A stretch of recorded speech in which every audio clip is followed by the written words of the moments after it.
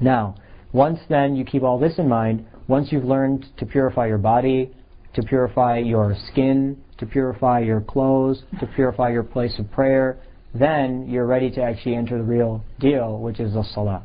So all of this is actually a preparation for the Salah. And I can't begin to emphasize enough that all these things form the foundation for the Salah. All of this tahara forms a foundation for the Salah. If you make the tahara strong, and you make yourself munawwar through you make yourself one with nur through the tahara, then your Salah is going to take you to new levels of iman, because you're building it on a very, very firm foundation. But if your foundations in tahara are not in line, then your Salah is going to be deficient to that extent. So we should be very careful about tahara. This has been almost, our 8th hour or 7th hour in tahara, and people just overlook this, and they just go straight to Salah. And so I thought this time, I could teach you wudu in 5 minutes and teach you ghusl in another 5, and we would have been done. But you need to know the details, because this actually is one of the reasons why we don't experience our Salah. We're not careful about our tahara. Tahara is the foundation upon which Salah is built. Every book of fiqh, almost every book of fiqh, always starts with tahara. They always start with tahara, they don't start with Salah. Yet on the Day of Judgment, Allah will start with Salah. He will ask us first about our Salah. And so there's often a contention that people raise: why do books of fiqh start with tahara? Why do books of hadith start with tahara when Allah is going to start with Salah? You should have started with Salah. And the answer is that without tahara there is no Salah. You need tahara. And Prophet said, al-tahara tu shatr iman. Tahara is half of iman. It's a huge portion of iman.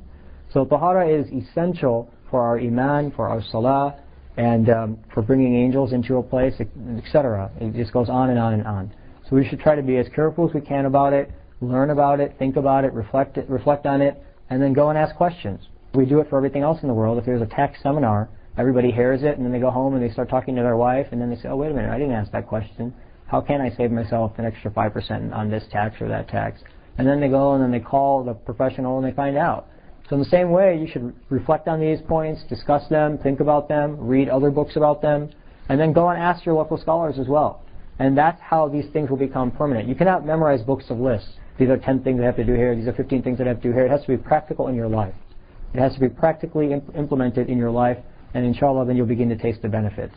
It's a great blessing of Allah that we can bow our heads before Him, and we talked in detail about Salah one night. It's a huge blessing.